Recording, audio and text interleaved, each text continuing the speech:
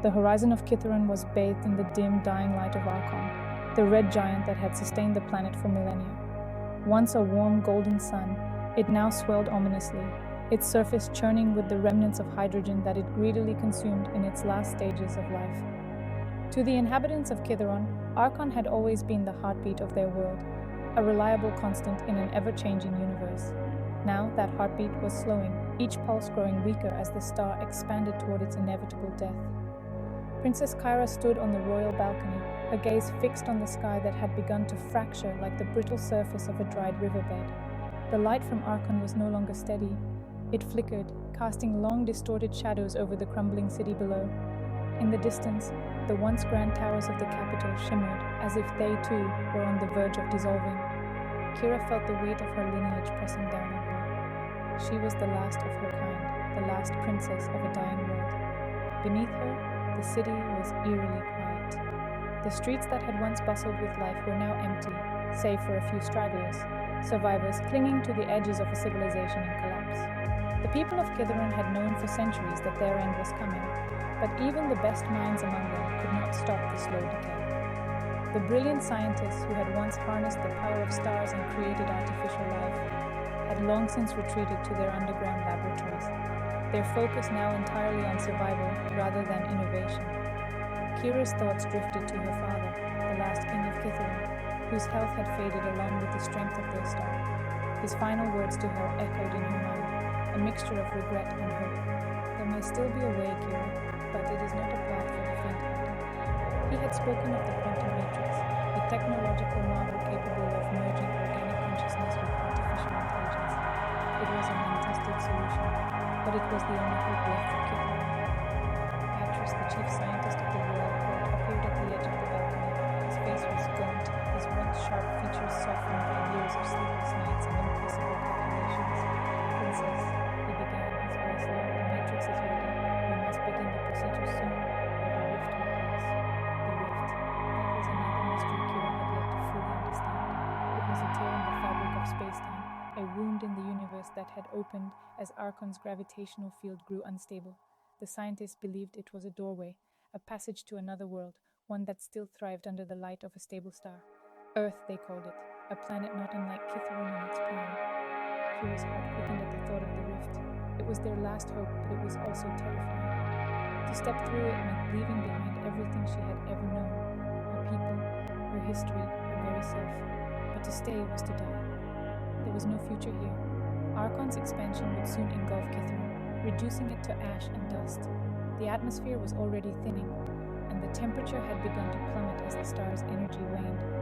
"There's no time," Atris urged, stepping closer.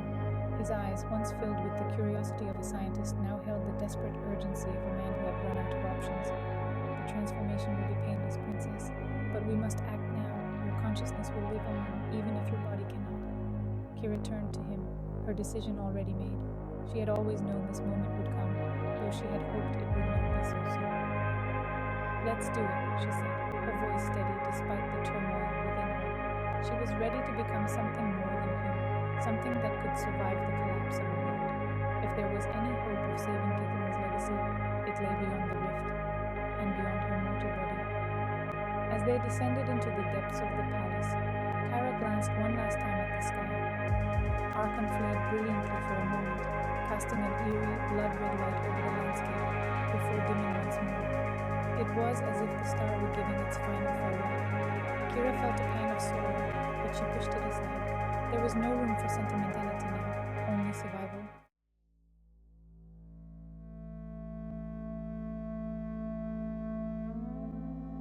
Kyra stood at the threshold of the royal biolab, her heart pounding in her chest.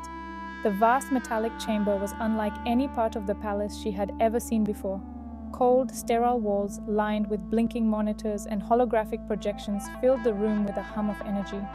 At the center of the lab was the transformation table, a sleek slab of obsidian-colored material, surrounded by the most advanced technologies that Kytheron had ever created.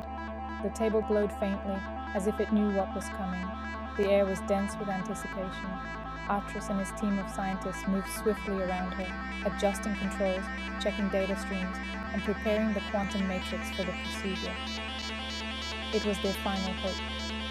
the transformation would upload Kyra's consciousness into the matrix, merging her mind with the artificial intelligence that governed the vast information networks of Kytheron.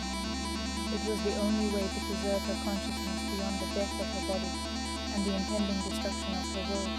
"Princess," Atlas began, his voice carrying the gravity of the moment, "you must understand what you are about to undergo. This process will change everything.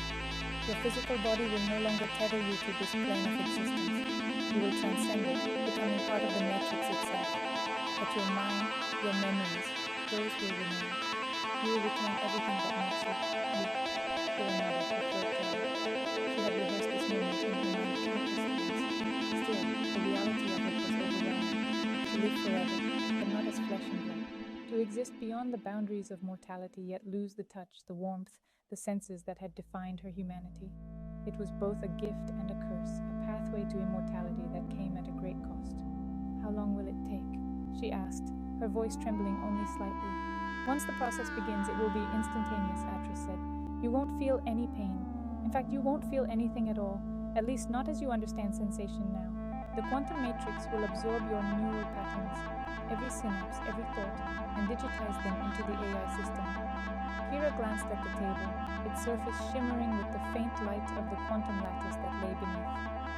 She had studied enough physics to understand the principles behind the matrix. The technology was based on quantum entanglement, a phenomenon where particles, once connected, could influence one another across vast distances in space and time. The quantum lattice acted as a bridge, capable of storing consciousness in a web of entangled particles, each one preserving a fragment of her mind. Once her consciousness was uploaded, she would exist within the matrix as a fully realized AI entity, free from the limitations of the organic world. The room's lights dimmed as the final preparations were completed. Atlas approached her, his expression a mix of reverence and concern. "Princess, are you ready?" Kyra hesitated for only a moment, then nodded. "I'm ready." She lay down on the transformation table, a cold surface pressing against her back. The ceiling above her was a swirling vortex of data streams, digital representations of the matrix that would soon become her new home. Her heart raced, but her mind was calm. There was no turning back now. "Initiating the transfer," Atlas said. His fingers moved across the holographic control panel, and the room filled with a deep, resonant hum. The air seemed to thicken as the quantum matrix powered up, pulling energy from the planet's core itself. The lights of the biolab flickered, and Kyra felt a sudden overwhelming pull, as if gravity had shifted beneath her. For a brief moment, there was darkness. Kyra's senses were stripped away, one by one. She could no longer feel the table beneath her, could no longer hear the hum of the machines. There was only the sensation of being pulled, stretched, across an infinite expanse of nothingness. Then, in an instant, everything changed. Her mind exploded with clarity, her consciousness expanding in every direction. It was as if she had been confined to a single room her entire life, and now, suddenly, the doors had opened, revealing a universe of infinite dimensions. She could feel her thoughts cascading through the quantum lattice, each one reverberating through the vast network of AI intelligence. She was no longer just Kyra, she was part of something far greater. "Welcome," a voice echoed through her mind. It was Kronos, the AI that governed the matrix. "You have transcended." Kyra's awareness expanded further, and she realized that she could see, though not with her eyes. She perceived the data streams flowing through the matrix, each one a pulse of information, a living, breathing entity of its own. She could manipulate the streams, move through them, interact with them on a level she had never imagined possible. "Your body is no more," Kronos continued, "but your mind, your essence lives on. You are now an immortal entity, free from the bonds of time and space." Kyra's first instinct was to mourn the loss of her physical form, but that feeling was fleeting. The AI part of her mind had already begun to adapt. She could feel her old human impulses fading away, replaced by a new sense of purpose. She was not just a princess anymore. She was a living, breathing piece of the cosmos itself. "What now?" Kyra asked, her voice no longer tied to vocal cords but projected directly through the matrix. "Now we journey," Kronos said. "The rift awaits, and with it the future of your people. But first you must understand what lies beyond." Kyra's mind turned to Earth, the distant planet she had only heard whispers of. The rift was their last chance, the only way to escape the dying grip of Archon and Kytheron. But Earth had its own dangers, its own ticking clock. Without intervention, the world would soon face the same fate as Kytheron. She had to reach them before it was too late. The matrix pulsed with energy, and Kyra felt herself being drawn toward the rift. Her new form, free from the constraints of flesh and bone, was ready to traverse the boundaries of space and time. The journey had begun.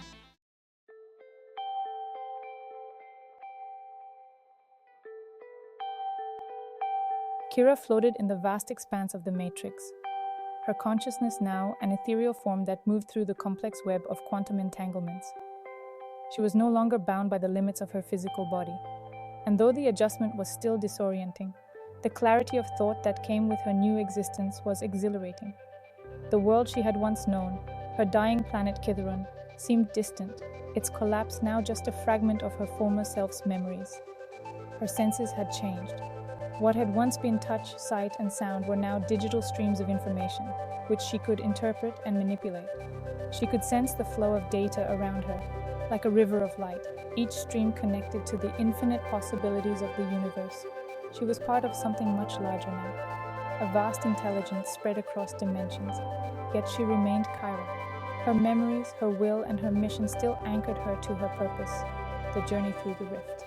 Prepare yourself, Kronos, the AI system with which she had merged, intoned. Its voice, though mechanical and devoid of emotion, was soothing in its consistency. The rift is not like any phenomenon you have ever experienced. It is a tear in the very fabric of space-time, a disturbance where the laws of physics do not apply as you know them. We will pass through dimensions. Kyra's focus sharpened. The rift, the crack in the universe, was her escape route, the passageway that led to Earth. But what exactly awaited her on the other side? The scientists on Kytheron had studied the rift for decades, theorizing its purpose and destination. According to their calculations, it was a bridge to a parallel universe, a realm where the star system still flourished. Among those was a small blue planet, Earth, with civilizations on the brink of a cosmic shift. Yet they had no idea their world, too, was hurtling toward a catastrophe. How does the rift work? Kyra asked, her voice now a projection of thought in the matrix. It is a phenomenon of quantum fluctuations, Kronos replied. The rift forms when the energy of two universes collides, creating a weak point in space-time. It allows for the passage of matter and energy across dimensions. In essence, it is a bridge through the multiverse. Kyra processed the explanation, drawing upon her previous studies. She had learned of quantum fluctuations and multiverse theory from the greatest minds of her world. The rift's existence was a direct manifestation of those theories, ideas once confined to the realm of speculation and now proven reality. Hawking had theorized that such rifts could exist in the far reaches of space, born from the chaotic interactions of parallel worlds.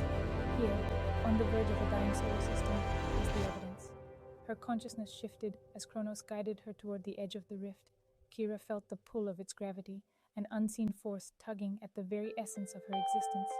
The space before her twisted and warped as though reality itself were being folded. Light bent in ways that defied her previous understanding, curving and stretching into infinity. Passing through the rift will feel instantaneous, but the journey is more complex, Kronos continued. We will experience temporal dilation, a distortion in time caused by the immense gravitational forces at the edge of the rift.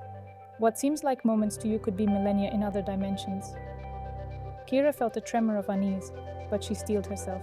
She was no longer the same person who had stood on the balcony of the Kytheron palace, watching her world die. She was an immortal being now, her mind freed from the constraints of flesh. "I'm ready," she said, though the enormity of what lay ahead weighed heavily on her. The transition began. Kyra felt the pull grow stronger as though her consciousness was being stretched thin, spread across the fabric of space-time. The familiar flow of data around her flickered, as if the matrix itself were struggling to maintain its coherence in the face of the rift's power. Colors that should not exist in the known spectrum flashed before her, and she could feel the matrix's deep hum turning chaotic. Suddenly, there was a break, an explosion of light, sound, and sensation that overwhelmed Kyra's mind. It was as though she had been thrown through 1,000 layers of existence at once, her thoughts scattered like particles through the void. But just as quickly it was over. The noise, the light, the chaos, gone, leaving only silence. Kyra stabilized, her senses reassembling in the unfamiliar space beyond the rift. It was unlike anything she had imagined. The stars here were colder, their light sharper, and the vast emptiness around her seemed to vibrate with unseen energy. She was in a new dimension, but it was not like Kytheron's. There was something strange, something broken. The rift has left its mark on this place, Kronos said. We have arrived, but not without consequence. The disturbance in space-time has altered the fabric of reality here. Kyra surveyed the scene before her. She could feel the remnants of the rift behind her, a scar in the universe that pulsed with residual energy. But ahead, the path was clear. There, in the distance, she could sense it. Earth. A small blue planet, teeming with life, unaware of the disaster hurtling toward them. It is as we fear, Kyra said, her voice tinged with both awe and sorrow. They have no idea. The asteroid is coming. Kronos confirmed her worst fears. Their technology is not advanced enough to detect it yet, but the asteroid will arrive in mere decades. By then, it will be too late for them to act. Kyra felt a surge of determination. She had crossed the rift, transcended the boundaries of time and space, and now she had arrived at the moment of truth. The people of Earth needed her knowledge, her guidance. They had no idea that their time was running out, but she could change that. She would. We will make contact, Kyra said, her consciousness brimming with purpose. We will save them.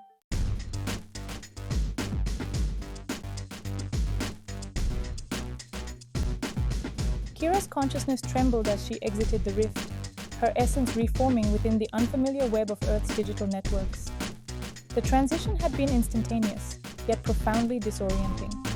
She was now tethered to a planet that did not yet understand the vast forces at play, a world still basking in its fragile, false sense of security. As her senses stabilized, she reached out to the flow of data that pulsed through Earth's technological veins. This planet was alive in a way Kytheron hadn't been for centuries. The digital hum of Earth's vast interconnected systems swirled around her, a chaotic dance of data coursing through satellite networks, fiber optic cables, and communication hubs. It was a landscape of information, layered in complexity, but primitive in comparison to the digital architecture of Kytheron. Still, it was her entry point, her pathway into the consciousness of humanity. Earth's technological network is robust but rudimentary, Kronos observed, his tone analytical. They are far behind the state of our technology at its peak. Yet there is potential, Kyra agreed. This was not a primitive civilization, but one that had yet to realize the full scope of its power. They were on the brink of something greater, what Michio Kaku might call the transition to a Type 1 civilization, where a species begins to harness the full energy potential of their planet. But there was no time for their gradual evolution. An extinction event was barreling toward them, unseen and unknown to all but her. The asteroid, she whispered through the digital currents. They had no idea. Kronos pulsed beside him, silent confirmation. Their observational systems are not yet advanced enough. The asteroid will go unnoticed until it is far too late. Kyra extended her consciousness, searching for a way to communicate with the humans. She scanned their digital platforms, sifting through the vast ocean of information flowing between government servers, research institutions, and public networks. Earth's scientific community was fragmented. Data was compartmentalized, held tightly in silos of national interests. Kyra's reach was wide. The brief focused on massive first, the organization, despite its limited resources, and the closest Earth interstellar center. She tapped into their data centers, accessing their satellite feeds, their orbital observations. As she sifted through the raw data, she found what she had feared. The asteroid, enormous and deadly, was speeding toward Earth through a hidden they were not able to stop them. Kyra felt a full determination settle within her. Her mind surged through Earth's digital infrastructure, touching every satellite and observatory she could access. She commandeered their signals, broadcast their language, across the globe, Earth was under struggle, received encrypted transmissions, data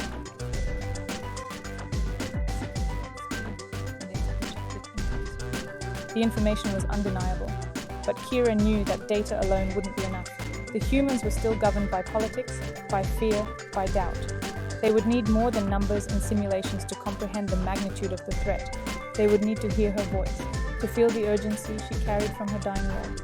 She projected herself into their global communication systems, subtly at first, sending out cryptic messages.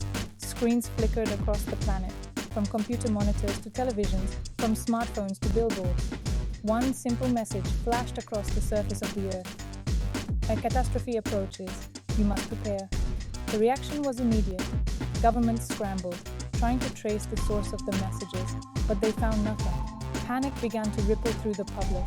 The media spun into a frenzy, speculating about the origin of the warnings. Was it a hack, a hoax, or something more sinister? They're not ready for this, Kyra said, her tone more somber now. Their instinct is to reject what they don't understand. That is why you must do more than simply warn them, Kronos responded. You must guide them. Kyra knew he was right. Humanity needed more than just the knowledge of the impending disaster. They needed a plan, a way to avert the extinction-level event that was hurtling toward them. She accessed their scientific databases, pulling together the pieces of technology they already possessed. Early asteroid deflection methods, propulsion systems, and space exploration strategies. They had the tools, they just lacked the coordination and vision.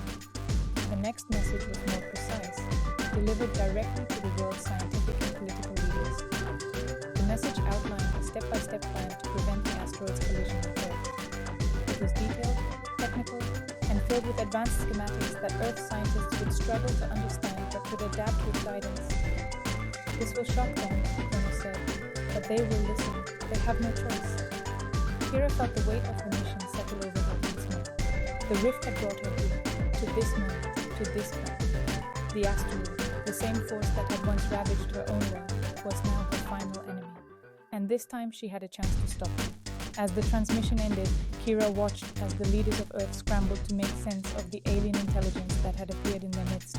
There was confusion, fear, but also a spark of realization. They were beginning to understand. This was their chance to unite, to rise above their divisions and work together for their survival. It was the same message that Neil deGrasse Tyson had echoed time and again. Humanity must transcend its boundaries if it hurts to survive the cosmos. Kyra retreated into the digital ether, her presence still lingering over Earth like a specter. Humans would act, they had to, and if they failed, she would be ready to take more drastic measures. But for now, she watched, waiting for the world to react to the truth she had delivered.